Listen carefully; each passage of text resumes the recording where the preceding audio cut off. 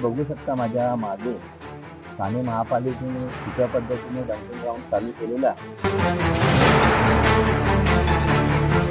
शेतकऱ्यांच्या जागेमध्ये जबरदस्ती डंपिंग ग्राउंड चालू आहे आणि आता आपले नवनिर्वाचित आमदार यांना हे डंपिंग ग्राउंड दिसत नाही.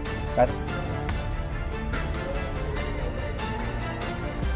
नमस्कार, मी प्रकाश पाटील, महाराष्ट्र सैनिक युवा विभाग.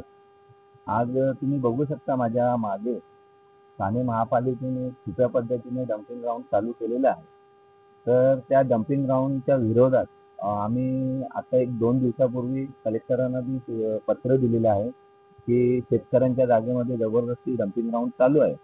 त्याच्यावर अजून काही उत्तर दिलेलं नाही आहे त्या लोकांनी आणि डंपिंग ग्राउंडवर कोणतीही कारवाई केली नाही आणि त्या डंपिंगचा त्रास हा जिल्ह्यातील नागरिकांना 100% थोड्या दिवसात होऊ शकतो.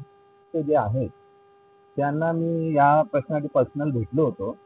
तर त्यांनी सांगितलं की आमचं डायगरचे जे डंपिंग बंद आहे, तर आम्ही ते मालकी जागेमध्ये डंपिंग टाकतो.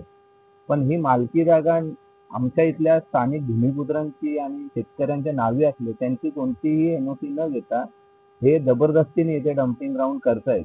आणि काही दिवसापूर्वी जे मनसे नेते आपले राजूदादा यांनी डंपिंग बंद केला होता. आता ही दुसरी डंपिंग जी ठाणे महापालिकेमार्फत जी चालू आहे, हिच्याने येत्या पावसामध्ये इथे आम्हाला खूप त्रास होणार आहे आणि तुम्ही बघू शकता कांदळवनाची झाडं तोडण्यासाठी आणि हे बिल्डरांच्या एक फायद्यासाठी ही डंपिंग ग्राउंड चालू केलेली आहे. तर याचा पूर्णपणे आम्ही आता न्यायालयीन लढा लढण्याच्या तयारीत आहोत आणि येत्या काही एप्रिलमध्ये आमच्या शेतकऱ्यांना जर या जागेमध्ये जाण्यासाठी पर्यायी मार्ग किंवा शेत करण्यासाठी जर या बिल्डरांनी किंवा प्रशासनाने रोखण्याचा प्रयत्न केला तर आम्ही मनसे पद्धतीने जबरदस्ती आतमध्ये जाऊन डंपिंग बंद करणार आणि शेतकऱ्याच्या जमिनी कसण्यासाठी आम्ही स्वतः तिथे उभे राहून एक मनसे प्रकारे एक आक्रमक आंदोलन करणार.